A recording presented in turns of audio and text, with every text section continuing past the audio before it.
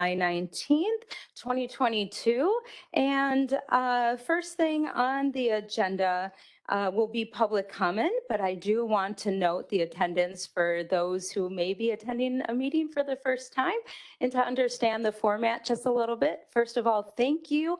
Welcome. This is delightful to see that we have public here, and hopefully it'll encourage you to keep coming to more government meetings. But I am the chair. I am Melissa Caprillion, and I am a District 4 supervisor. Our vice chair is out this evening, so for roll call, if we can go ahead and excuse Supervisor Dembski. Secretary Fabi Maldonado will be joining us, or he's online currently right now. We also have Marlo Harmon on our committee. She is joining us online. And then we have Tom Ratowski. If you could just raise your hand so they can see you. Very good. Thank you. Don Trottier and Taylor Wishaw. Thank you. And we also have with us two youth and governance representatives who serve on our committee. And so we have Nora Dean Parvor. And then we have Caitlin Guerrero, and she's actually before the public comment section. We are going to have her, she has to read a youth and governance statement. So please feel free. Hello, we are members of the Racine County Youth and Governance Program, and we will be participating in tonight's meeting. This program serves to empower youth in Racine County by encouraging us to participate in local government. We have agreed to abide by the applicable standards of conduct that would govern any elected county board member. While we are encouraged to participate and are allowed to have a non-binding advisory vote on matters before the committee, all formal action taken by this committee will be based solely on the binding votes made by the county board supervisors. Thank you, Caitlin. In the back, there was a public comment form. So those who wish to speak and you did not fill out this form, you can please do so now. But I'll also announce at the end of those wishing to speak, if you didn't fill one out, we can go ahead and put your information down. So for the first, I'm just going to take them in the order I have them. What you might need to do for me for public comment, I may not pronounce your name correctly or your street. You can see some of the handwriting is a little challenging for me, but I will start it out first here. And Sandra K. Morris of 908, possibly Vermont Avenue, and here in Racine. If you would please like to come up to the table next to Wendy here and speak for public comment. Madam Chairwoman, just for the record, I see that Vice Chairman Supervisor Kramer's also in attendance. Oh, perfect. Thank you for announcing that. And I should also note too, I apologize. Tom Kramer, Vice Chair of the County Board, is on. We also have Supervisor Jody Spencer on, and oh, and Jason, sorry, Jason Ekman, another county supervisor. And then here who helps service and help our committee is Senior Manager of Special Projects, MT Boyle. And we also have John from IT. So thank you. And you must be our first speaker of the evening. Sandra, did I pronounce your last name and address correctly? If not, could you correct me, please? I wasn't really paying that close of attention. Okay. Sandra Morris, 908 Belmont Avenue, Racine. I would like to talk about these Dominion voting machines. It's kind of interesting because it is a private company that has a contract with the Racine County to supply these machines.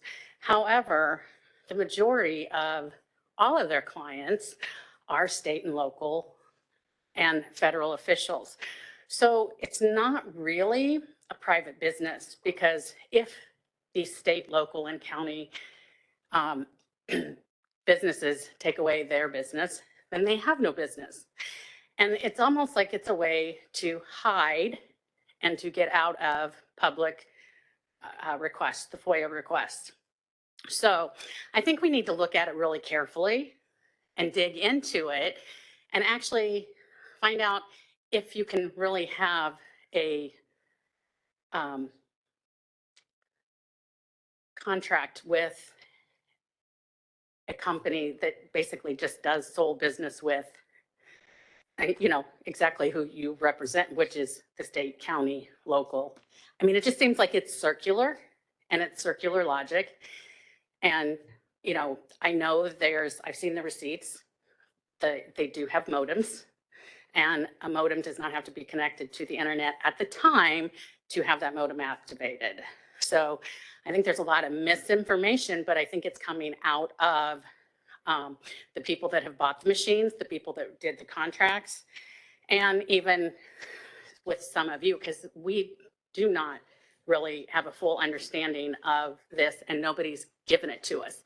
So I think it's time that we all stop and dig into it, because each and every one of you here have taken an oath to uphold the Constitution of the United States of America from foreign and domestic partners. And I'm not sure that we don't have foreign and domestic partners right now that are active. So I really remind you of that oath. Thank you.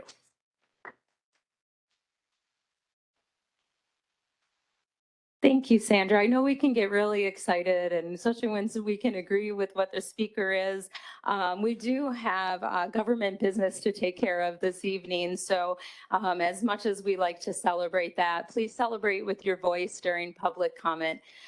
So I am going to ask Jim Spodek is the next that we have here to speak, and that is 5440 River Hills Place in Caledonia. Jim, please. Hello, my name is Jim Spodek, and like you said, 5440 River Hills Road. I'm going to talk to you about what the county's going to tell you. What they're going to tell you is the election was secure. They're going to tell you that they have passwords, they have security keys for those machines, that there are no modems, that the Dominion Command Central comes in, changes the battery, cleans the machine, wipes the machines before elections. And what they're going to tell you is that the Racine purchased a prescribed software package for those machines. Now, how we gathered this information was we did a records request about a year ago. That information was given to us from the county. Command Central is in St. Cloud, Minnesota. I actually visited it. They actually run your elections in Racine. There's proprietary software that they own. You have no way to get into that. Matter of fact, I think it's on some of that information. There it is. It is a disclosure that says you have no rights to get into this, into the software. You have purchased 73 modems from them, wireless modems. Tara Coolidge from the city of Racine is actually on record stating that Command Central runs the election. Now, I have nothing against the clerk, but the clerk is here to facilitate for the citizens to run the elections. Racine County gave away to a third party their rights to this election. I can't make a records request to Command Central. I can't make it because they are the subcontractor of Dominion, who is out of Colorado, Boulder, Colorado, I believe. We at HOT a lot of times get called conspiracy theorists, misinformation. Matter of fact, I believe some of it came from the county actually. But we also warned the county of Foxconn. We were the first ones in July of 17 that said Foxconn was a scam. They were never going to build this factory, that these people were going to be taken from their properties. We warned you. You obviously did not listen.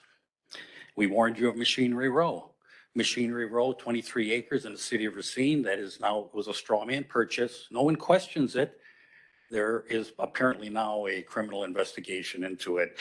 The other one is bar licenses from the city of Racine. The city of Racine was taking licenses from minority bar owners and distributing those to white bar owners. And the city of Racine paid $4.3 million, even though the city of Racine said that there was nothing there. Now, I'm not naive enough to know that you're not connected to political parties. You have associations, you have groups and organizations that you have to maneuver. I understand that. But what we want is an audit of these machines. We would like your committee to put in a sequester the machine, let's just say the election of 2020. Let's sequester that for another year. Give us the opportunity to bring in professionals to go through it.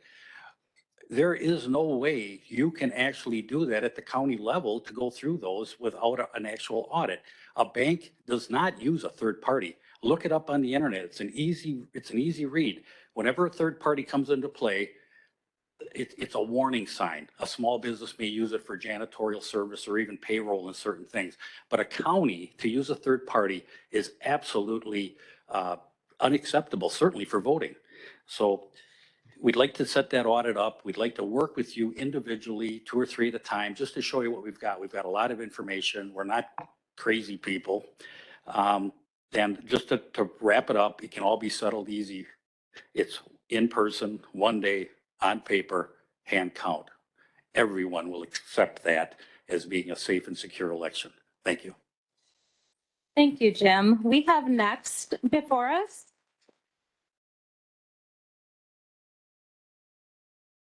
the third public speaker this evening I have is Harry Waite, 4353 Cheyenne Street, Union Grove.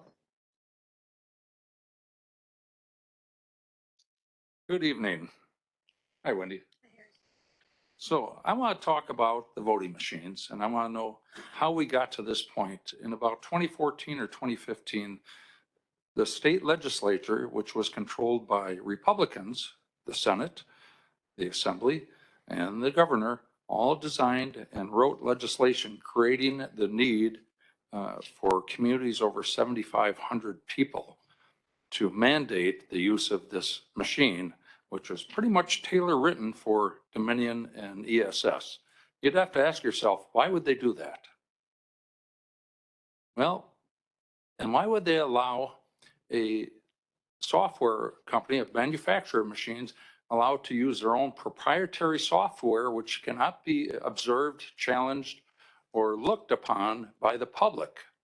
So they have proprietary technology that they claim with software that will not be released to anybody. So here's what happens when you have software that's closed to the public.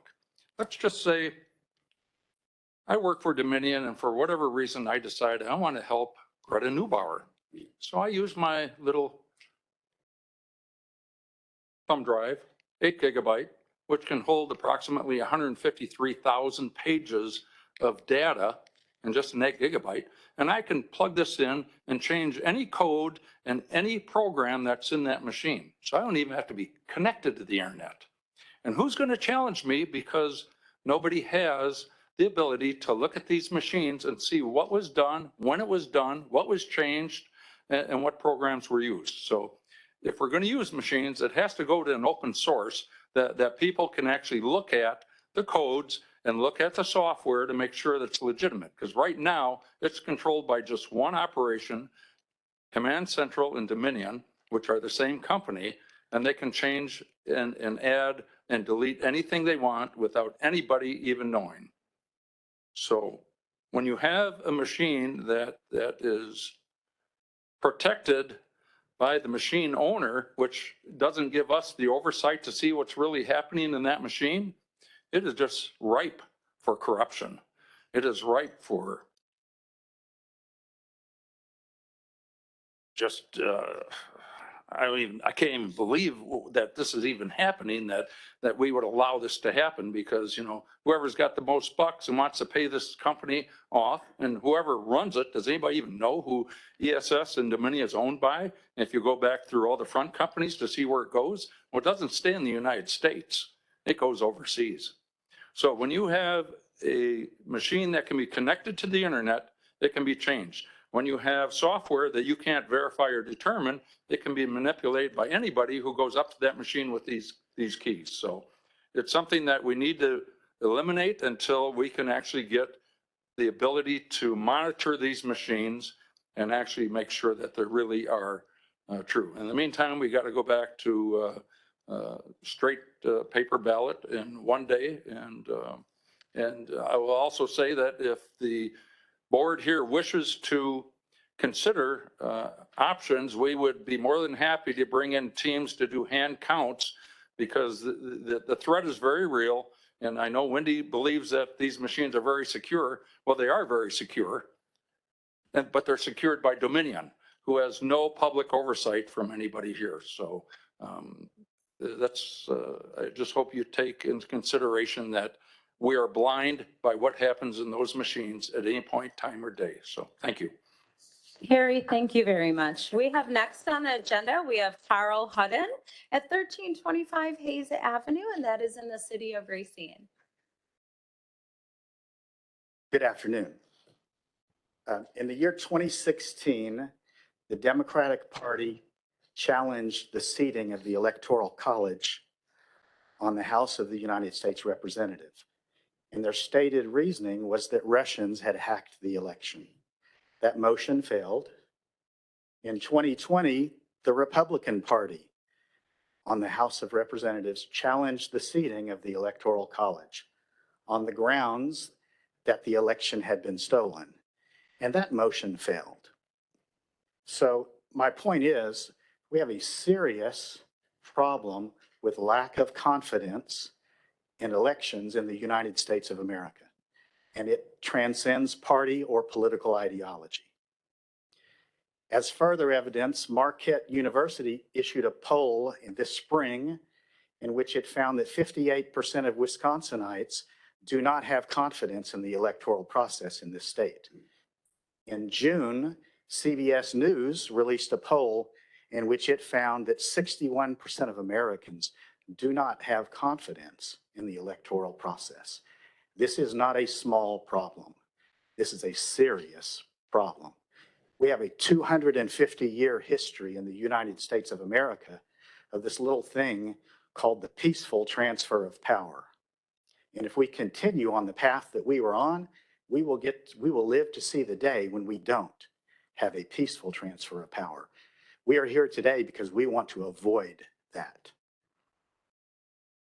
Hot government has done us all a service. They've provided the community and the Board of Supervisors with a memo that outlines some very interesting information. Freedom of Information Act requests, which raise serious questions about the Dominion machines. If you haven't read that material, I urge you to read it.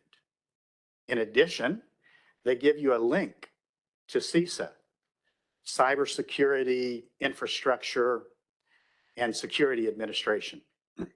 Okay, CISA in there found that 9 critical security failures in the Dominion machines. Okay, now most of the security failures that they outline, and I urge you absolutely, before you vote on anything with these machines, you have to look at those, the CISA findings. This is not a political organization. But most of their findings were brought to them by private researchers and were known about before the 2020 election. CISA, in pure government bureaucratic fashion, they let us know about it in June of 2022. But it's extremely important that we try to come up with something that can allow the population to have confidence in our elections. You're not here so that you can personally have confidence in our elections, because that doesn't solve the problem. You're here because we need average Americans, we need an overwhelming majority of Americans to have confidence in the elections. If you want to have confidence in elections, you need a cybersecurity audit of the Dominion machines. It needs to be done by independent IT professionals, and it has to evaluate the software. And you and I both know Dominion will not let you do that. And if you cannot do that, the only solution, if you want to save this republic, we may not be saving it this year, but eventually it will need saved. Your only solution is a hand-counted paper ballot. Thank you. Thank you, Carl. I appreciate that. We have next public speaker, Maureen Resner. Please correct me if I'm wrong. And it's 25530 South Wind Lake Road in Racine.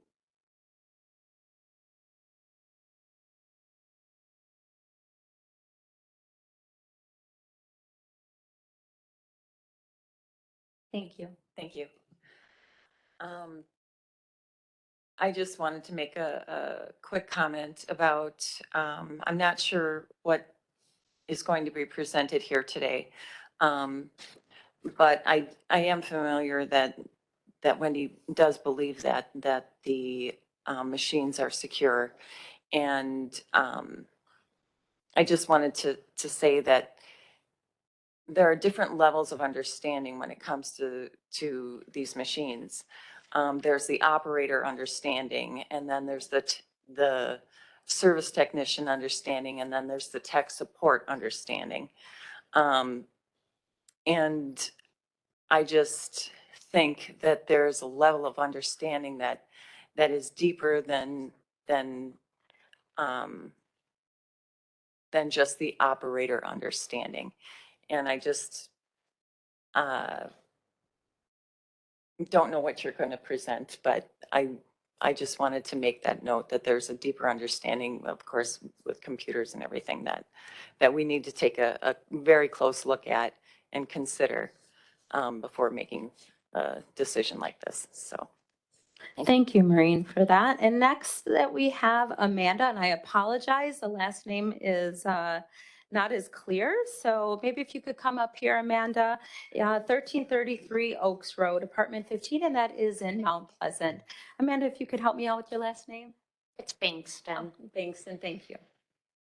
Thank you for all that you guys do. I sent you all an email last week, and it included an affidavit from Tori. It also included a bunch of different information about election integrity issues that we've seen, as well as the recent Supreme Court ruling on ballot boxes.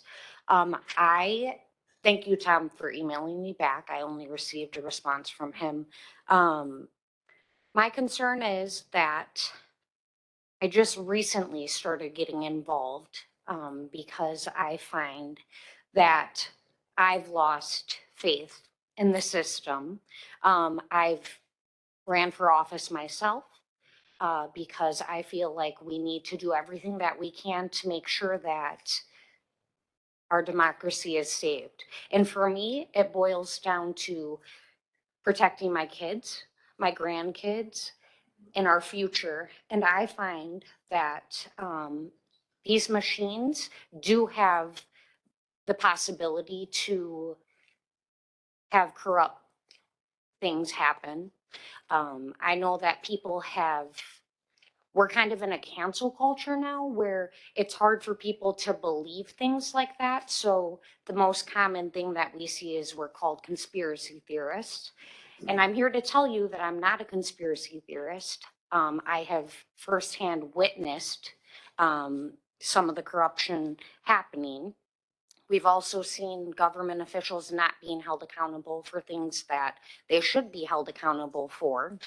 So my question is if the affidavit that was provided was read by all of the supervisors, if I'm going to be able to have a meeting with them, if I'm going to get any response, because I really feel that it's important that we do take a look at things, because in the affidavit, it discusses how the corruption happened, how the algorithms were swayed, and that affidavit actually is a lawsuit against Dominion, which is one of the machines that I believe we use in Racine County.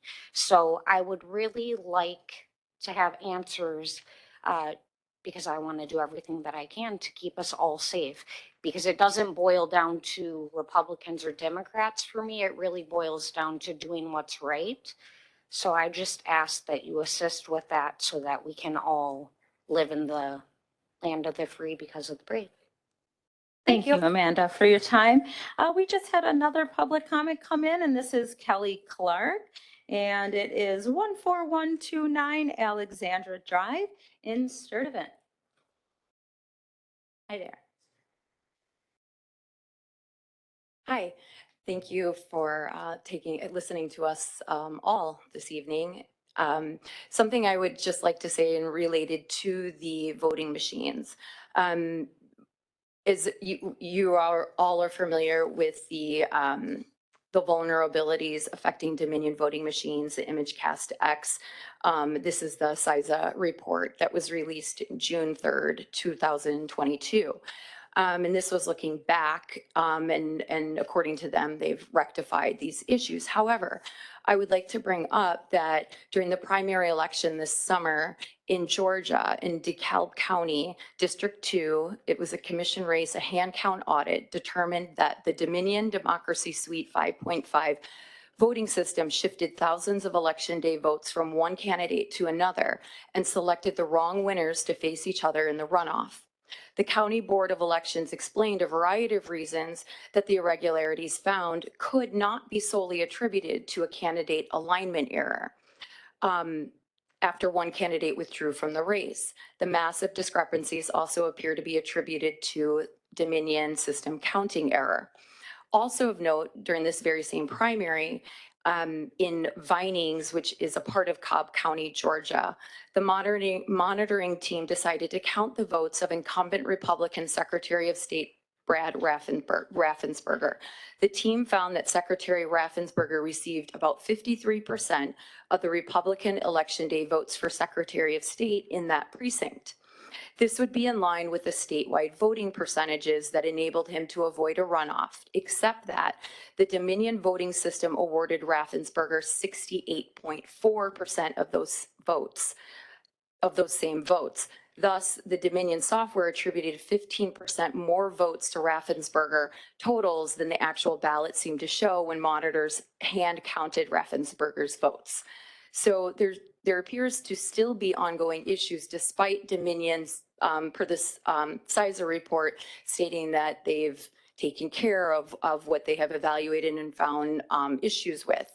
This was just this summer in May or June, might have been, I think it was June. And of note is that voting machine requirements, according to Wisconsin statutes, is that in Wisconsin State Statute Chapter 5, Subchapter 3, Electronic Voting Systems, 5.40, use of voting machines or systems, except as, basically, to give you the rundown, every municipality with a population of 10,000 or more, before they give some different dates, they are required to use voting machines or electronic voting systems in every ward in the municipality at every election. However, according to Chapter 5, General Provisions, Ballots and Voting Systems, Subchapter 2, Ballot Form 5.40, notwithstanding, the governing body of a municipality which uses voting machines or an electronic voting system may petition the commission for permission to use paper ballots and voting booths for a specific election, and the commission may grant such a request. I did mention this was discussed with Bob Spindell of Wisconsin Election Commission, and he concurred that Wisconsin Election Commission has granted permission for certain municipalities in the past that had more than the 10,000 population to use the paper ballots and the voting and not use the machines. So that's all. Thank you.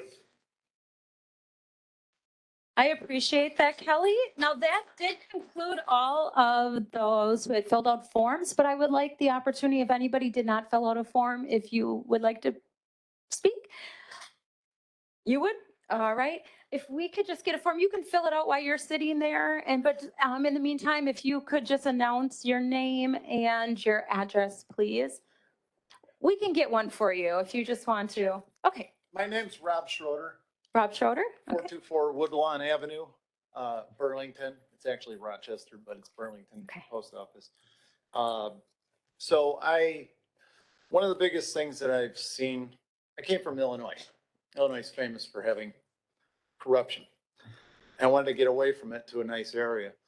And, sadly, I came up here and I realized, I guess one of the things that I want to point out to everybody is we keep hearing this word democracy coming up, that we are a democracy.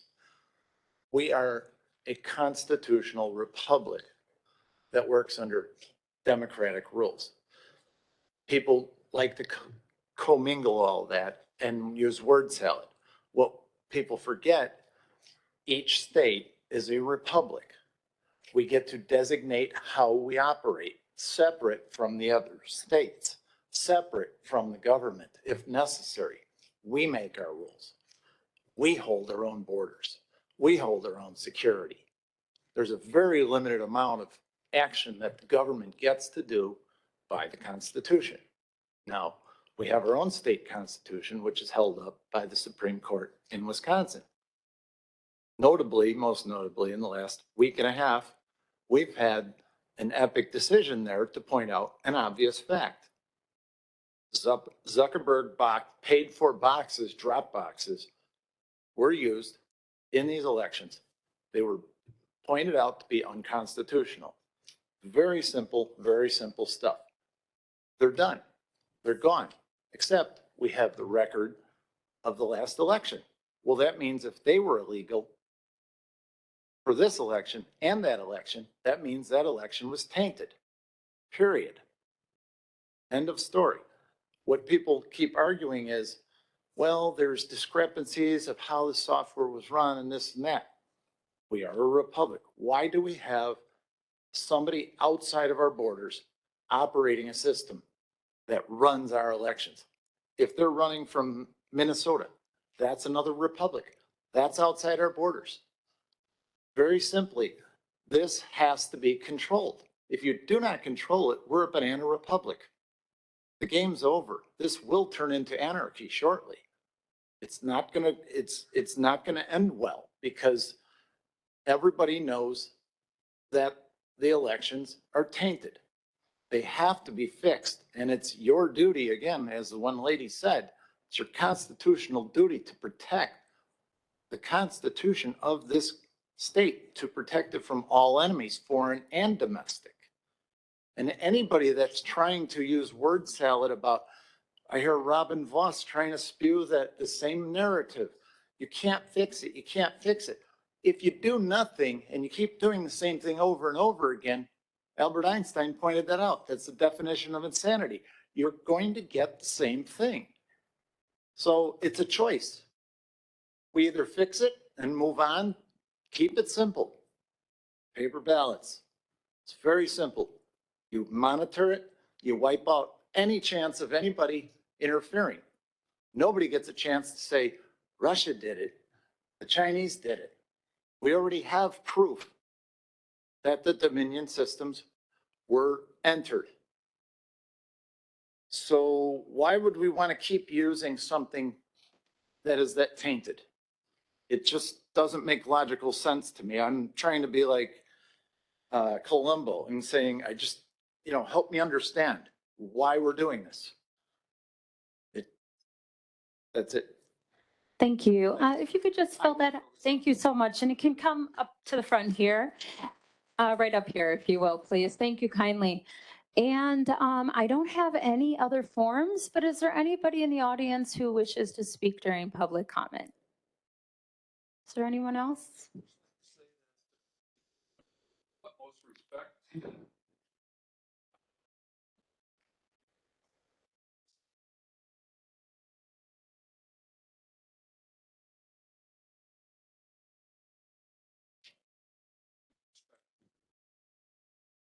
You always like to have a nice, productive meeting, so I appreciate the support in that. We do have now a couple items of business that we have to take care of. And just to note, during public comment, it's not an opportunity. We don't have that opportunity to engage back and forth because it's not written on our agenda. We do have to follow that. But there was somebody in the audience who is hoping for some follow-up. I just ask if you would like, you can stick around. We will be here. And then hopefully you might be able to get some questions answered. But so with that being said, the next item on the agenda is Chairwoman's comments. I do not have that anymore at this time. So the next is an actionable item, which is approval of the minutes from our previous meeting, and that is June 21st meeting. Just because we have went to a new format, we do have some members here that are present and some that are also virtual. I am going to allow our two members, which are Marlo Harmon and Fabi Maldonado, to vote on this item as well. So with that being said, I'm going to ask the Youth and Governance, I'm going to ask for a motion first. Motion to approve. All right, we have a motion for approval. Do we have a second? Second by Harmon. Thank you. Okay, it's been properly motioned and seconded. Do we have any discussion on that? Hearing none. All those in favor of Youth and Governance, how do you wish to vote? Aye. Thank you. Now the committee, how do you wish to vote? Aye. Is there any nays? Aye. Hearing no nays, we move forward. Next is the new business item. I just want to note for our committee, and then also because we have public here, which is great, we do have new members of the county board. And one of the responsibilities of government services is looking at matters that are referred to us and that are related to changes or rules or ordinances associated with the constitutional offices or within their departments.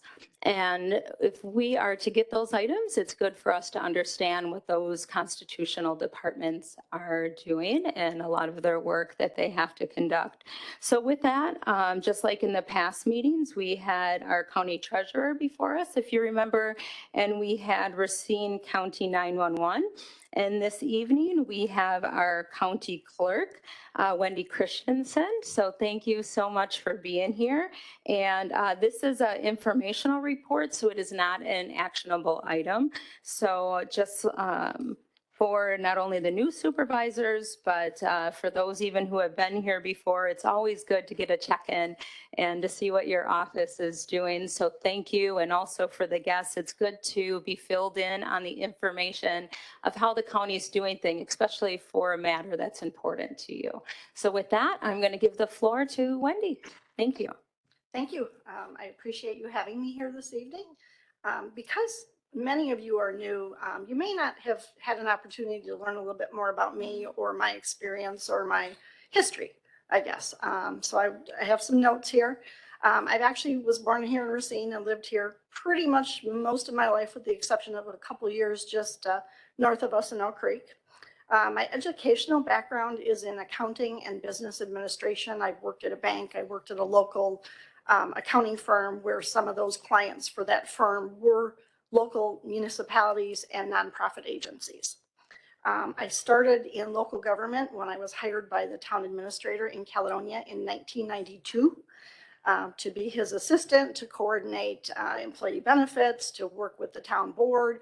And shortly thereafter, I was appointed the deputy town clerk. And I was elected town clerk in 1995 and held that position. I was the last town clerk Caledonia incorporated to a village. I was the first village clerk until I ran for the county clerk position in November of 2008 and took office in January of 2009. So I've been your county clerk working for our area residents for the last 13 and a half years. I am the current past president of the Wisconsin County Clerks Association. I held that position for 2 years, as well as a number of other positions on their executive board. I have served as their elections committee chair. I've been a member of their legislative committee, as well as teaching classes at some of our conferences on recounts and other items. I have also provided training for new county clerks that have come on since that time. I previously served under the former Government Accountability Board, which was the prior version of the Wisconsin Election Commission. I served on their Election Security Committee in 2008 and 2009, I think it was, as well as their Clerk Concerns Task Force. I have spent over 30 years working in election administration and have administered 120 elections at all levels, including 8 presidential elections. I have conducted 4 countywide recounts, which included the presidential recount in 2016. We were not required to do a recount in 2020 of that presidential because that only occurred in a couple counties in Wisconsin. In this position, I have literally provided hundreds of hours of training. I've been tracking it since after I started because I just kind of wanted to have an idea of what I've done. For over 1,400 election officials across the county in the last 13 years. I have been a state certified trainer for both the municipal clerk core training as well as the baseline chief inspector training that our head inspectors are required to have in order to run a polling place. And I've also created some other additional training sessions, both as a municipal clerk and as a county clerk when I've been requested to come do that. So that's kind of a little bit of background. And I also put together sort of my own list that I had come up with of some of the various duties that are handled in my office, because elections are not the only thing we do. I think some of you are aware of that. This should not be considered all-inclusive. I don't know that I've captured everything that we do, and it's sort of a abbreviated version of what it takes to do some of the tasks. We take applications and issue marriage licenses. Our office is the repository, and we store all of the contracts for the county. Claims against the county are filed with my office and then routed to Corporation Counsel and Finance, as well as communicating that to the county board at the meetings. We compile and prepare the official directory, and we do that print directory once a year, but we also have an online version, and that gets updated more frequently as changes come. We are an acceptance agency for passport applications on behalf of the federal government. So we basically take the applications, process them, and send them to the federal government for issuance. We don't actually issue passports. We track updates to our county code of ordinances, and that's things that actually change our code, while rezonings also come to the county board as an ordinance document.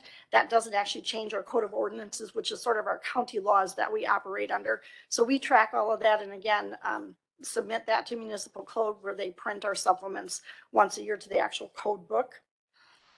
We distribute state statute books to the municipalities and county departments every 2 years once those are printed. We order and distribute the dog tags to the municipalities. We don't actually sell dog licenses, but we coordinate that sort of as an agent of the state, so distribute that to the municipalities. They submit quarterly reports to us. We do an annual billing for their share of the cost, submit that annual report to the state, and publish those notices. We prepare the tax apportionment once the county board has adopted a budget for the upcoming year and set a tax levy, as well as filing that with the state of Wisconsin.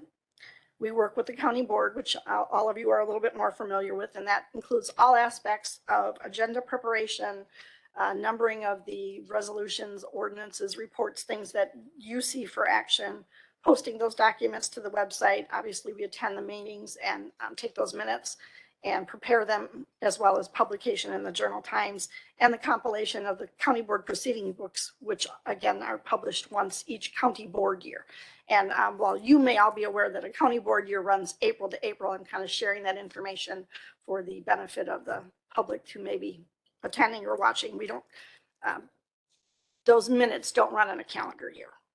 We provide coverage for the executive committee and again, coordinate those agendas and minutes. We provide research for various departments when they're looking for a contract or a past action of a county board. Sometimes the Corporation Counsel's office will ask us to look for, a resolution from the 1970s, and they say, well, here's the topic and we think it happened in the fall. Can you see what you can find? So we may be digging through old books or old records in our storage area to find that information. We also there's a general number that rings into our office, so we often are referring residents and callers to other departments because they have a question and they're just not sure where to start, so they start with our office. Obviously, I prepare a budget and have bills and things to submit, ordering supplies, things that every department does. And then there is the management and oversight of elections, which is not necessarily limited to the following, but again, I made sort of a list. There are legal notices that get published, what we call the type A notices, when there's an election, saying what the date of the election will be, what offices will be up, how someone can file depending on the level of office. We prepare those candidate packets, which all of you received and submitted paperwork. We also receive candidate certifications from the state on behalf of the federal and the state offices. We get them for municipalities, school districts, depending again on the election. We have nonpartisan elections in the spring. There's always an April election, and then there was a February primary if required. Every other year, in even numbered years, we have the partisan elections. There is always a fall primary, which is now in August. It used to be in September. That timeline and deadline was changed, and Wisconsin moved it from September to August to meet some of the federal requirements of providing ballots within 45 days of an election. We didn't meet that criteria when we still had elections in September. So that was a whole process that happened years ago. We do ballot layouts per the prescribed state templates, including proofing. We do program the software. Racine County did purchase the software that's used with our equipment, and we do the programming in-house. We do not send it off to Dominion or Command Central. That is done in our office. We distribute the forms and supplies to the municipalities. We prepare and submit ballot order, the quantities and the number of ballot IDs that are required depending on the election. Some places will have more if there's what we call splits. If, for instance, in the spring, April elections, the town of Dover has a number of school districts, elementary and high school. So they might have 8 different ballot styles in the town of Dover, even though they might have one county supervisor, for instance. That ballot styles are created by the differences in what appears on someone's ballot. In the upcoming elections, those splits are created by the assembly districts because we do the reporting by assembly district for even congressional and federal senator races. That's submitted to the state, and again, they have to submit to the federal government. We prepare and work with the publication of the election insert, which is a number of notices that are required for publication immediately prior to an election, such as a list of polling places, instructions to voters, sample ballots, who your municipal clerks are, the hours of the polling places. We assist the municipality with their training needs. We do still provide WisVote processing for some of those municipalities, and WisVote is the state system that it started out as a statewide voter registration system, and it has now transformed into an all-encompassing election management system that is hosted by the Wisconsin Elections Commission in the state of Wisconsin. So we do, again, we have a few municipalities that they still send us their list of who they've sent absentee ballots to, so we can enter that on their behalf, process their voter registrations, print poll books, and then post-election, we do that voter participation entry and reconciliation in WisVote. Many of the municipalities have moved to doing more of that WisVote processing in-house because they find it to be easier once the absentee tracking was required to be within that system, because they can generate labels and date things themselves. They have a little more direct control of their voter information and data. We also report election night results once we receive those from the municipalities. We also get all of the election materials the day after the election. Everything is delivered back to my office. Ballots, forms, electronic media, modems, chain of custody records. And we keep that for the required period of time. We do back up all of the media and store that information. We conduct the County Board of Canvass, and for any state or federal offices, those results are reported to the state of Wisconsin, to the Elections Commission. And again, if it's a federal office, they have further reporting requirements. We conduct recounts of county and higher level offices. I have assisted school districts sometimes with some of that work. I'm not necessarily in charge of the recount, but sometimes some of the smaller school districts have asked for assistance. And then we take care of the records destruction on the prescribed schedule. So in response to some of the commentary, we did purchase the software. The company Command Central is considered a distributor for Dominion, who's the manufacturer of the voting machines.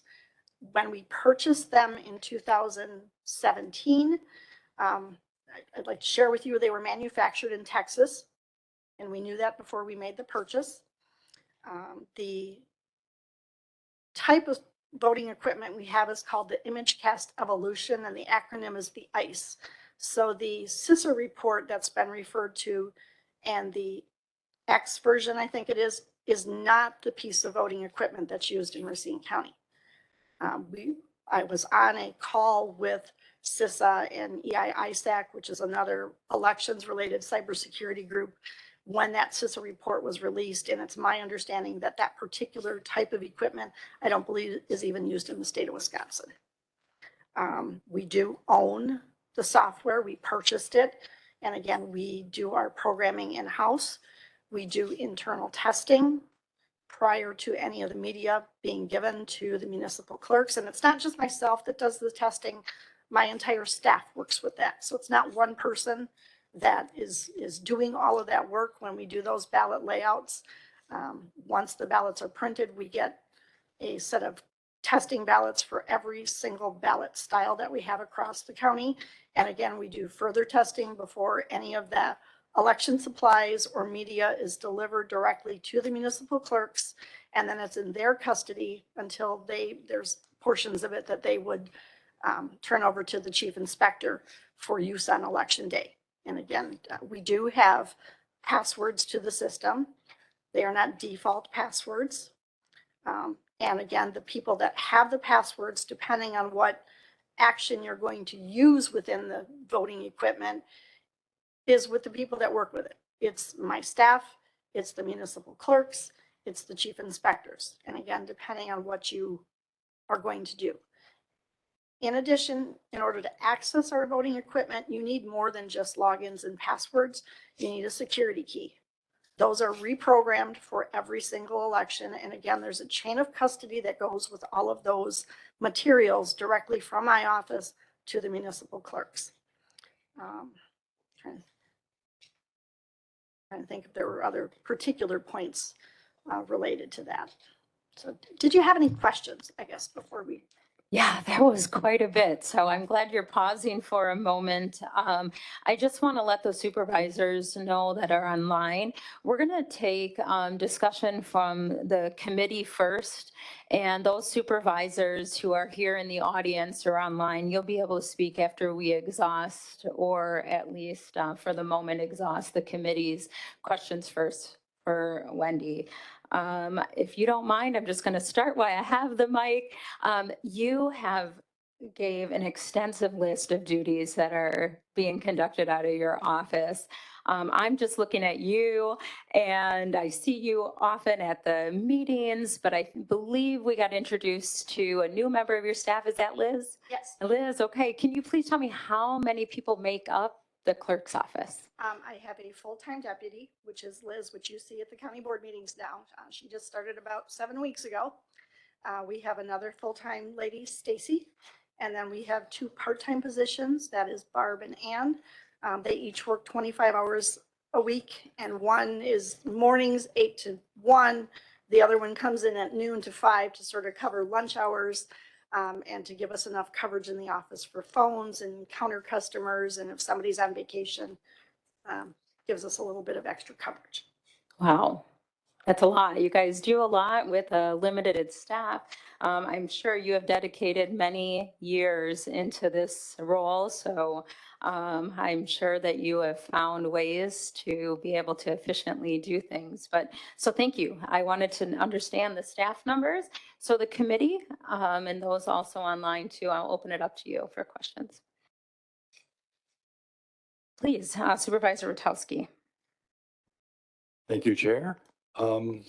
Wendy, as you know, I recently attended a Wisconsin County Association virtual conference, and they informed us that the name supervisor wasn't really accurate, that you were instead setting policy, but you weren't directly supervising anything. So could you clarify for me, the new guy, what exactly is the role of the county board in relation to elections, the running and maintenance of elections? Well, you would approve, the county board had to approve the purchase of the equipment when we did do that. It was a coordinated purchase across the county. It was about 1.5 years worth of time in order to coordinate that with the municipalities. And at the time, the county executive agreed to, there was a, can't think of the name, intergovernmental agreement between the county and the municipalities, because technically the municipalities own their voting equipment and they pay for that, but we coordinated it so everyone was on the same system. And the county executive allowed them to pay the county back over a 2-year time period instead of a one-time bill in case that made it easier for some of their budgets. But really, my office as the county clerk, I'm a constitutional officer under the state of Wisconsin Constitution. And it is, I have oversight of elections, but I don't necessarily have direct control of every aspect of the elections. Again, for instance, I went through a litany of things that my office takes care of, but there are also things that are in the municipal realm. So the hiring of poll workers, the training of poll workers, the issuance of absentee ballots, the tracking of all of that. The election, running the polling place on election day is really in the charge of the chief inspector at the polling place. But again, the municipalities are overseeing that. It's sort of in their hands. We do sort of the pre-election.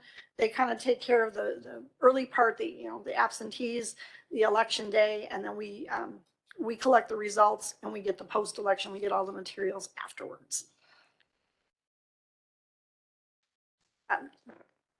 Supervisor Trottier? Thank you, Chairwoman. Thank you, Wendy, for the presentation and going all the way back from when you started with the county and now where we are today. I guess I have 3 questions for clarification purposes. Number one, you had indicated that the machines were built in Texas, correct? Correct. And we purchased those in 2017.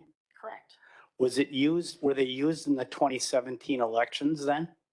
In 2017, the regularly scheduled elections would have only been the February and April because that was an odd numbered year. There were a number of additional elections that occurred because that was when Mayor Dickert resigned in the city of Racine and Corey Mason, who is now the mayor, was an assembly person. So we had 4 elections between like October and January or something. I apologize, I'm going from memory now. The new machines were used in the December election that year because we took delivery of them the end of November, and then they were used regularly after that. So we can definitely and for sure know that they were used in 2018 and 2019. Yes. And in 2018 and 19, I don't recall any issues that were ever brought to the forefront about the Dominion machines at that time. Would that be correct? That would be correct. Okay. So in 2020 is when there's been an issue with the machines, according to what we've been listening to, according to the public comments. The programming on these machines is being done by the county, then I think you indicated that. So there's no third party that has any access to programming of these machines. There isn't a There is no third party. Now, again, if we, it's a prescribed software that works with the equipment, just as an engineer would buy an engineering package that does road drafting for a road project, or the dispatch center has a 911 software package that they use for dispatching for emergencies. We have voting software that's used to lay out the ballots and program in an election. And there's internal testing that's done.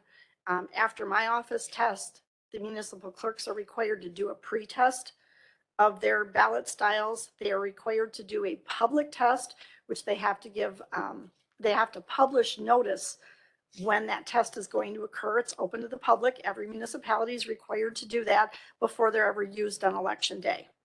I was going to share with you some of the procedures, I guess, on election day after the polls close, because again, you voted. When you go to the polling place, you fill out a paper ballot, an actual paper ballot. These are all kept. Wisconsin requires a paper backup or a paper ballot for everything we do. So there isn't a touch screen machine that we use any longer. If someone needed to use the accessibility function, the chief inspector could put this piece of equipment into that accessibility mode, and it becomes a ballot marking device where they have a tactile pad that they use that's got buttons that are shaped and colored, and there's braille on there. If someone who was non-sighted needed a way to vote independently, and then that ballot comes back out, and that voter would put the ballot in just as you mark your ballot at the polling place and feed it in on election day. Again, absentee ballots are processed on election day at their polling place. And at the end of the night, the poll worker, the chief inspector will close the poll, and there's a process within the voting equipment that closes the polls and actually prints a physical paper tape of the results. That's done before anything else is done. So this tape is telling you how the machine counted the ballots that were fed through it throughout the day. In addition, as each ballot is fed into the machine, it takes an image and keeps it in its memory, and there are multiple folders that those images are stored in, and it shuffles them so that they're not in a folder in any type of voter order, so that if you were to look at those images, it will give you literally a picture of that ballot, and it appends at the bottom of that picture, this is how the machine counted that particular ballot that was fed in. Again, you get the results at the end of the night with the paper physical tape before anything else is done. The modems, we do have modems, but the modems are not an internal modem. They are not built inside the machine, which is, and I brought one. It's not a big secret what they are. Again, these are kept under lock and key in between elections in my office until they are delivered to the municipal clerk with the rest of their election materials. And again, they keep them until they turn them over to the chief inspector, who does not plug this into the machine until after this paper tape is generated. At that point in time, they put the modem into the slot in the machine, and it transmits the results to the standalone server that, again, the county owns to collect those election results. All of these materials are then, brought to my office the day after the election. Okay. And after November, after every general election, there is an audit done. The reporting units are selected by a prescribed method from the state of Wisconsin. They notify us, county and municipal clerks, that this Village of Mount Pleasant polling place and that City of Racine polling place, or whatever it is, after that November election, they have to do a hand count audit of those ballots from that reporting unit as a check on the machines. Thank you, Wendy. Madam Chair, I will pass right now. I might have a couple other questions, so thank you very much. Thank you.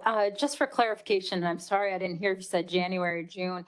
Those audits that are done by the state of Wisconsin, what month is that? It's after every November general election. Okay. So every 2 years. All right, thank you. I do have another question, but I'm going to open it back up to the committee. I'm sorry. We'll go with Supervisor, I think Bischoff first, please. Yep. Thank you. Just a quick question on the modems. When the modems are, do the clerks pick up the modems and transfer them themselves, or are these transported to each municipality by Racine County deputies for security purposes? They are transported directly to the municipal clerks from Racine County. Okay, thank you. Thank you. Supervisor Rotowski, did you have another question? Yes, thank you. So we were all sent a report from CISA about the ImageCast X machines, Dominion machines, but we're using ImageCast Evolution in Racine. Has CISA issued a similar advisory or anything about those machines? Not to my knowledge, no. Thank you. Thank you for that. Youth and governance representatives, do you have any questions? No? And those online, I'm not sure if I'd be able to see a hand raise or anything, but please feel free to just unmute yourself if you were to have a question. Committee members first, please. So Supervisor Maldonado or Harmon, if you had any questions, this would be a good opportunity to. Thank you, Madam Chair. I guess mine is less of a question and more of a comment. I was hearing some of the comments and hearing some of the, thank you, Wendy, and everybody on your team, always doing a really good job. I was hearing about the Dominion voting machines, and I guess something that I just want to encourage the rest of the supervisors who may not know this, and it's something that I haven't really read. I just know of it. There was a lawsuit, I think, there was a lawsuit where was suing uh, a news organization called Newsmax, which I've never heard of, for alleging that their machines were causing fraud.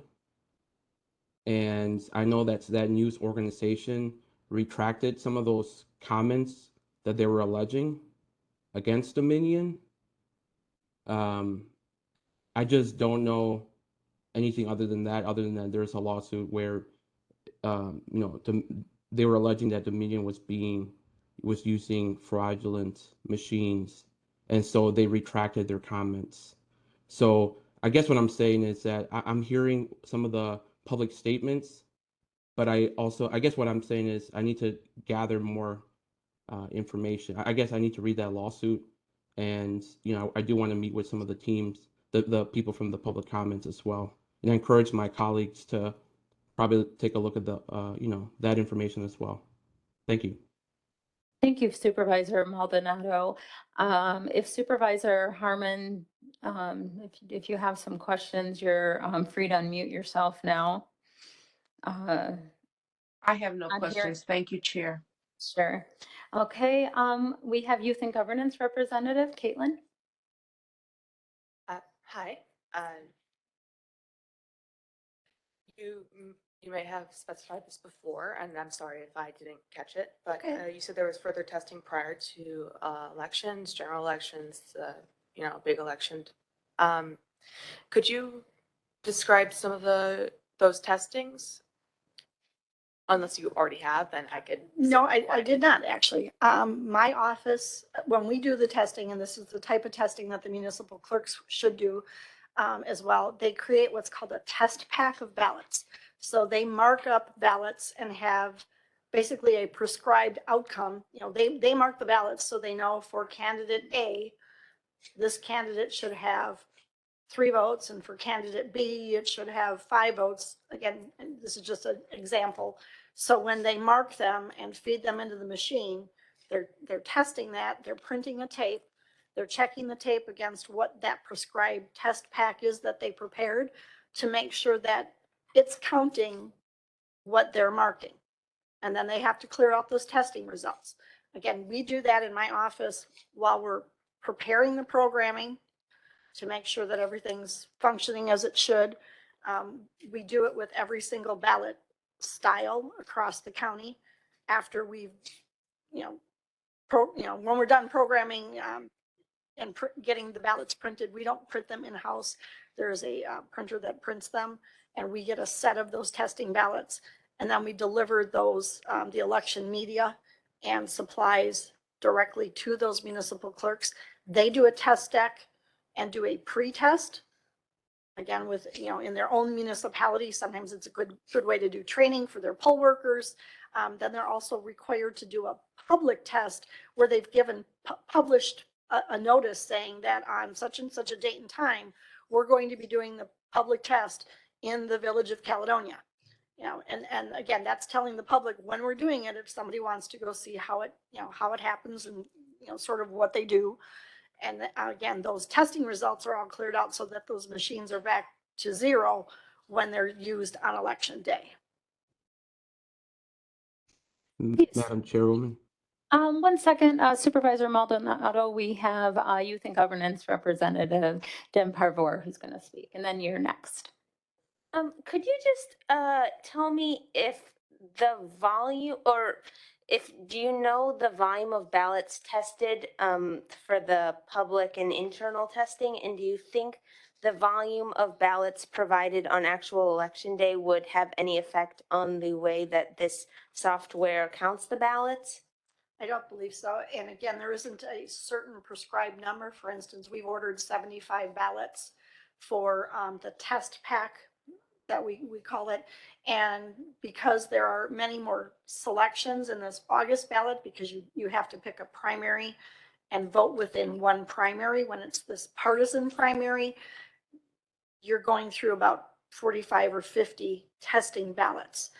It sort of depends on what's on the ballot itself. In an April spring election in the city of Racine, if you had,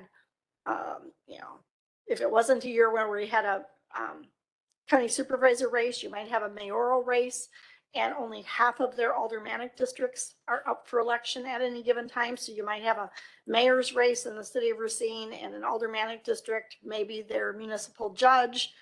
And if they're not in a Racine Unified, one of our school district areas, they might not have a school race. So it might be a very short ballot in that April election, again, depending on what is on a person's ballot in an individual ward. 1 second, Youth and Governance. Caitlin, we're going to have Supervisor Maldonado, and you'll be next. Okay, Supervisor Maldonado. Thank you, Madam Chairwoman. This question is for Wendy. Wendy, I heard you say that in your 13 years, you've worked with over 1,400 elected officials. I'm not sure if I heard that correctly, but at some point, have you ever witnessed voter fraud or what you believe could be suspicious activity or mass voter fraud going on in Racine County?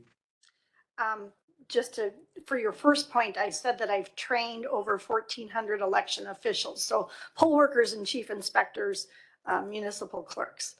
Sorry about that. Nope, that's okay. I just wanted to clarify because you had a question regarding that. In one of the recounts conducted when there was the state Senate district recall in 2012, there was one instance where one reporting unit in the city of Racine had remade ballots, and they remade a ballot opposite candidate of what the voter had voted for. Now, whether that was malicious or unintentional, I don't know. That's something I can cite. I do know that when I was a municipal clerk, there were fraudulent registrations that were submitted to me at the village. I don't remember if we were a town or a village. I apologize. When I was in Caledonia, there were fraudulent registrations that were submitted, and we discovered that because I happened to have known one of the individuals who's, which I got a registration form for, and I called him and I said, "Thought you already changed your registration after you moved like earlier this spring."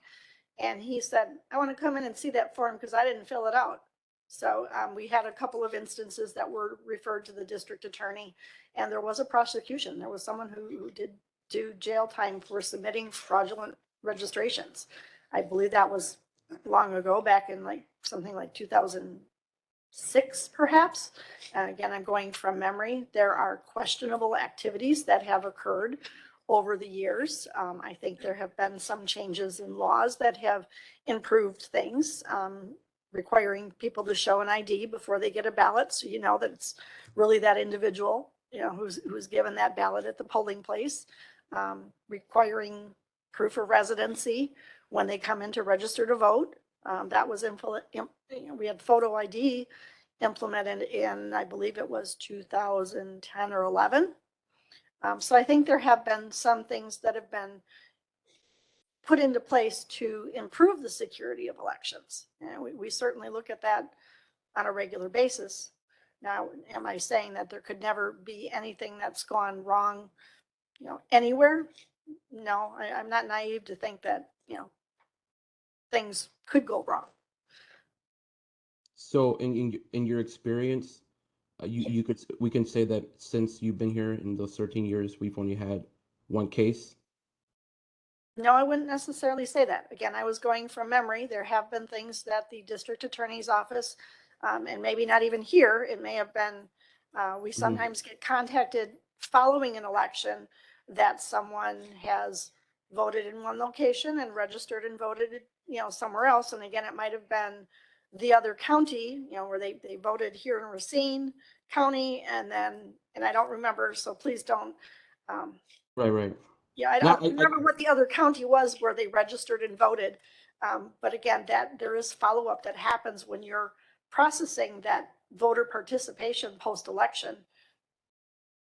Got it, got it. No, I guess what I'm just trying to get a sense. So, somebody, people move, and I could, I want to assume in good faith that sometimes people accidentally, you know, voting is sometimes a very uh, complicated issue for people who are not used to, who don't always regularly vote. And, when you move locations, you have to, you have to, change your address, and you have a new voting location. But I guess what I'm saying is, so I can see why some people might be confused.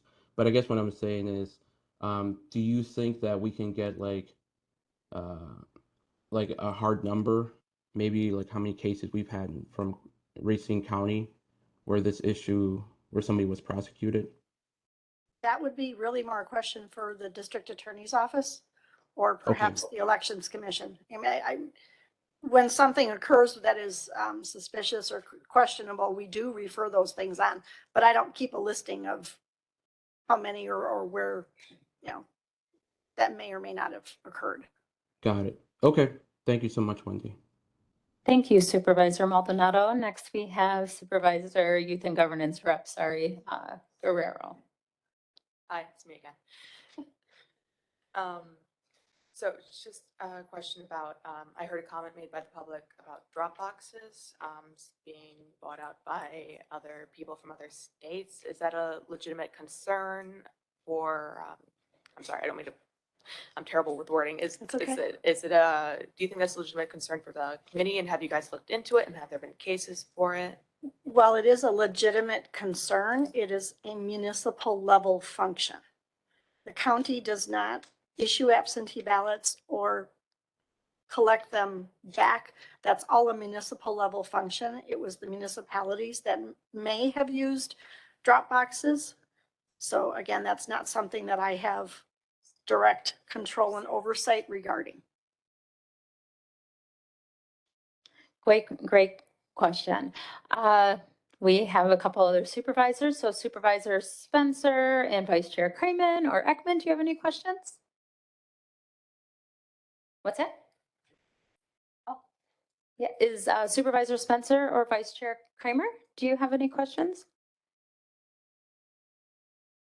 Hi, Wendy. I want to thank you. I found this extremely interesting, and I think most of us had no idea of what your job entails, and specifically regarding the elections. It's a lot of work, and I respect you for it. It's fascinating, all that it takes to go into successfully carrying out elections over and over and over. So thank you. I don't have any questions there, Chairman. All right, thank you. I have a little bit more. Oh, Okay. Go ahead, ask your question, and then something else I'd like to share before I forget. So for the sake of the audience, Jason Ekman, Supervisor for District 14, which is mainly Sturtevant and some of Mount Pleasant. So after every election, the state does an audit where they pick a municipality and they do a hand count. Is that done by the state or by the municipality? It's after every November general election. They do a sampling, and I don't remember if they've gone from 100 to 200 samples, but they have a prescribed method so that every type of equipment gets an audit. Every county gets at least one reporting unit. We usually get about 3 or 4. And again, we don't select them. They give us the list and say it's this, this, and that. Those hand counts are actually conducted at the municipal level. So the municipal clerks will come back and get their bags of ballots and take them to their municipality. And there's a methodology in which they mark that, and they have to submit those results of that audit to the Elections Commission. And then do you know if those results are published or available to the public? I believe the Elections Commission has included them in the staff's report to the commission, the actual board that oversees the Elections Commission after those are completed. So I do believe it's available. Thank you, Supervisor Ekman. You can continue. Forgot what I was going to say. Well, maybe while you're gathering your thought, I just wanted to ask you a question or maybe just clarity. And I'm sorry, you mentioned it. So first of all, I appreciate you coming before us with your wealth of knowledge and insight. And this has to do with WisVote. And you mentioned that with their change of Wisconsin Election Commission, I often direct people towards WisVote. Could you please, it was just a lot of information you delivered to us. So can you tell me again what changes have happened with WisVote? Was it just for the absentee ballots or was there some other component of change? When they first started with what they called the statewide voter registration system, it was called SVRS. It was meant to be just a voter registration and participation system.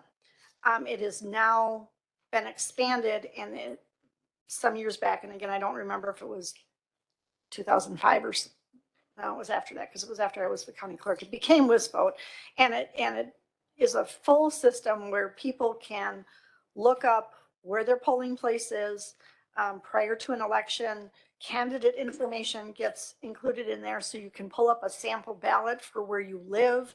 A voter themselves with their pertinent information could look up to see if they're registered. That's actually through a site called MyVote, which gets its information from WisVote. WisVote is sort of the database that election management work is done in. MyVote is the public-facing site where voters can look that information up directly. Thank you. I do appreciate that because I have often, people always call and they ask what their ballot looks like, and I usually direct them to that. So I appreciate that insight and clarity once again.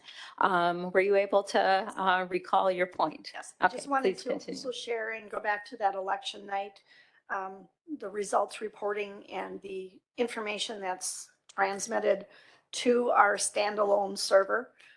So I think I mentioned that before, but the voting system is completely separate from the county computer systems. So, if you come into my office and you see the ladies that are, entering marriage license information, that is not the system where any of this work transpires. Is a standalone system, which is required by the state of Wisconsin.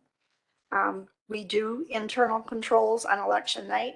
So, and we get information from the municipalities. So if, the town of Norway calls and said, we have, 1,410 voters, ballots cast, we're making sure that that's the information that has been transmitted to us before we put those results out to the public, because we don't want to put out bad information if we're aware of it.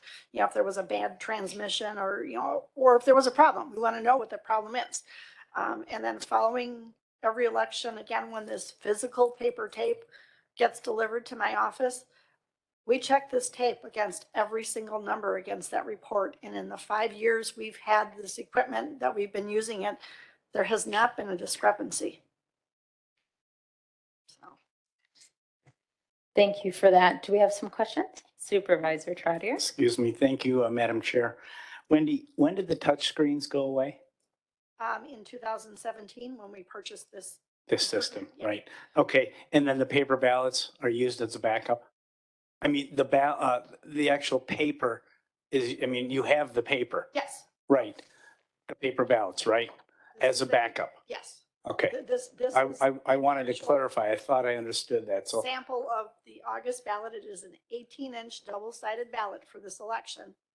So, but yes, all the actual physical paper ballots are kept, and depending on the election and the type of offices on the ballot, if it's just what they consider local level offices, that includes state offices, so your spring usually are only kept for 90 days. If it's got a federal office, it's required to be kept for 22 months, unless, for instance, we had a school district referendum recount that went to the state Supreme Court. I am still under a court order to keep all of that from April of 2020. And we do have open records, people that would like to be able to view some of that. So we still have all of those materials and we will not dispose of them. so you can't delete it, in other words, right? Yeah, we still have all this stuff. Gotcha. Thank you very much. Thank you. Youth and Governance Representative Guerrero. When it comes to paper ballots, I remember watching a documentary, I think it was during Bush versus Al Gore. Can't remember the name of the documentary, but when they were using paper ballots in Florida, there was this hanging chad, like when they. Those were punch card ballots. Punch card ballots, okay. Yes, So and they're there were different. from hanging paper. chads and dimpled chads and pregnant chads. Yes, there's all kinds of terminology. The state of Wisconsin decertified punch card voting years ago. Okay, just making sure. Thank you. Thank you. Supervisor Rotowski. Thank you, Chair. Just last week in the Racine Journal-Times, I read an article that said nationwide, 2/3 of election officials feel less safe because of false information that's been circulating. And I know that stakes are high and tensions are high, but I just want to say I appreciate you coming, giving this presentation, and for all the work you do. You are certainly welcome to, if you think of something later on, or, at the next board meeting and you have other questions, I'm happy to answer them. Thank you. Any other committee member or those that are online or Supervisor Ekman? I did have just a couple more, but questions for you. Madam There Chairwoman. has been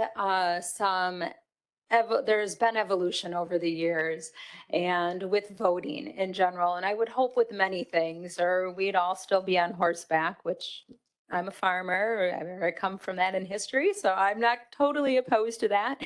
But there is evolution, and I'm hoping for to see, and what you have showed us today is a lot of that with that, like the ID and the proof of residency. It is really tightened up, hopefully, for fraud to be able to penetrate the voting system.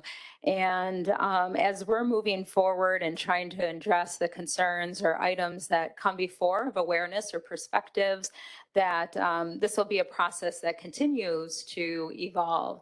And it sounds like you've been part of this for quite a long time, and you have dedicated a lot of your work, and there's a lot of integrity there.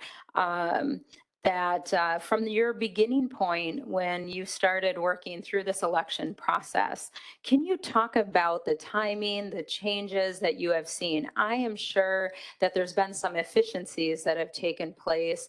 And if we were to go back and do things with the punch card system, for example, I am sure that with that, there is going to be inaccuracies, or also some, if there's a lot of time, there's overnight, people have to go home, ballots are then left. This system, it sounds like, and please correct me, I'm saying all this for you to clean up if need be, okay? That with this, it's if you can do it as quickly as possible, or I'm watching my terms there a little bit, but it allows for less access to come in during downtimes when it's not being supervised. So talk to me about the evolution from when you first started and what you've seen over those years. When I first started, we actually had punch cards in Racine County. So the city of Racine had lever machines.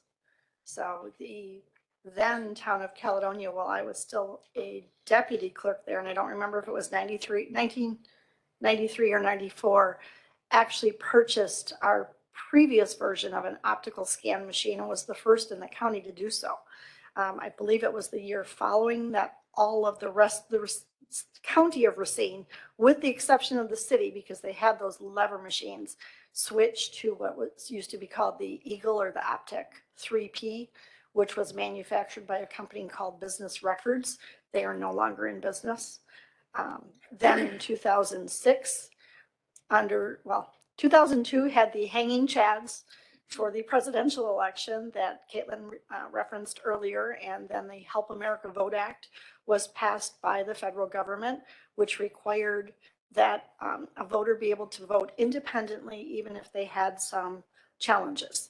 So if they had sight issues, if they had hearing issues, they needed to have a way that they could independently mark their ballot and be able to cast it without assistance from someone else to protect the privacy of their vote. At the time that requirement was put into place, there wasn't even equipment that was manufactured that we could use here in the state of Wisconsin. Then they did have the touchscreen machines. that were manufactured by a company called Sequoia. So those were purchased in, I believe it was summer of 2006, because I know as a municipal clerk, you took delivery of it about 3 weeks prior. Might have been August, because we took delivery of it and you had to use it in the September primary.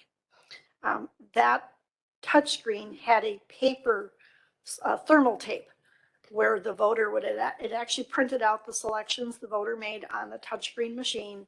So you had that paper backup. Wisconsin has always required that, where there have been other states in the past that had a strictly touchscreen voting that didn't have that paper backup.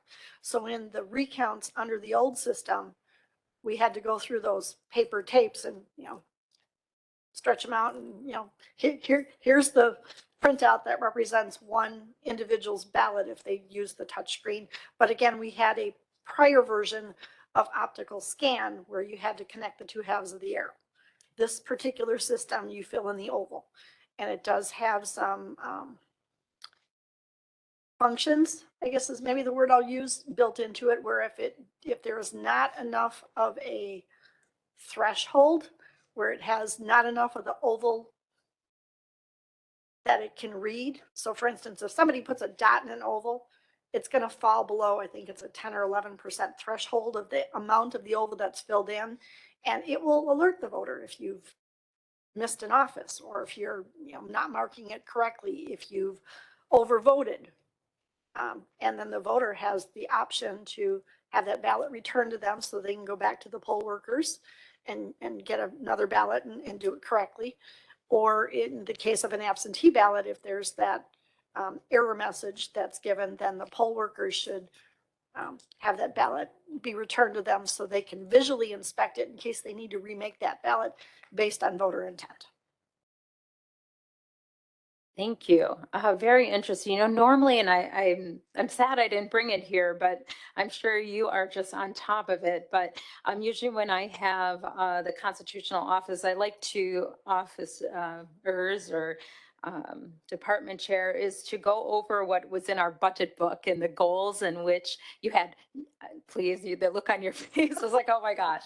But I like to see what you were looking for at the last budget cycle. We are going to be entering our new budget cycle soon. Is there some little sneak peek you can get before we enter in October? Are you foreseeing something? I was just at a committee meeting prior to this one where we had a huge increase of cost of materials and something that we might be foreseeing coming out of your department. No, I'm not asking for new equipment. I'm not asking for new staff.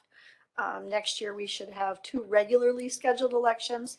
Okay. One of the things that was, that the county executive, and actually a couple county executives ago now, agreed to do was to take the elections portion of the county clerk's budget, because there's a separate budget for elections, and that whole elections budget is a non-lapsing budget, so that in the years where we have a lot of unanticipated elections and a lot of extra costs, we're generally able to cover those. It also helped us cover the 2016 presidential recount, which was sort of a bonus at the time. But again, we haven't had to come back to the county board to say we've really overspent, because we kind of tend to budget instead of 2 elections for elections and have those peaks and valleys. We budget for sort of an average of 3, for lack of a better, way. Because again, in off years, you might be purchasing supplies in December so that you're ready to go for the February and April elections, and you have the things on hand that you need. Paper costs have gone up. I know that there had been some concerns cited in the media and by the Elections Commission. If there was going to be, it's a concern across the nation if there's going to be a paper shortage for ballots for November. I have been in contact with our printer early on and given him some estimates based on past history and what we've ordered and how many voters have typically voted in November elections. And they've assured me that they've already acquired adequate paper supply and we shouldn't have a problem. Good to know. Well, thank you. I can say I am not in a position, you've given us about, I don't know, a little over an hour of your time. I'm not in a position to come and take over your job, but I do feel better informed. So thank you so much for the information that you've shared. Also, your dedication to the county, especially as a longstanding county clerk.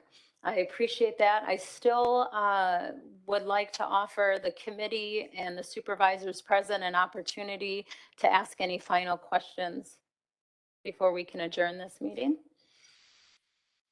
I am hearing none. Madam Wendy? Chairwoman, Oh, yes, please. Supervisor Maldonado. I just want to say thank you again to Wendy's team, and also thank you to the people that came and speak today. Very good reminder. Thank you so much, Supervisor Maldonado. It is absolutely a delight as we sit here in our positions to gather information to be able to serve the public better.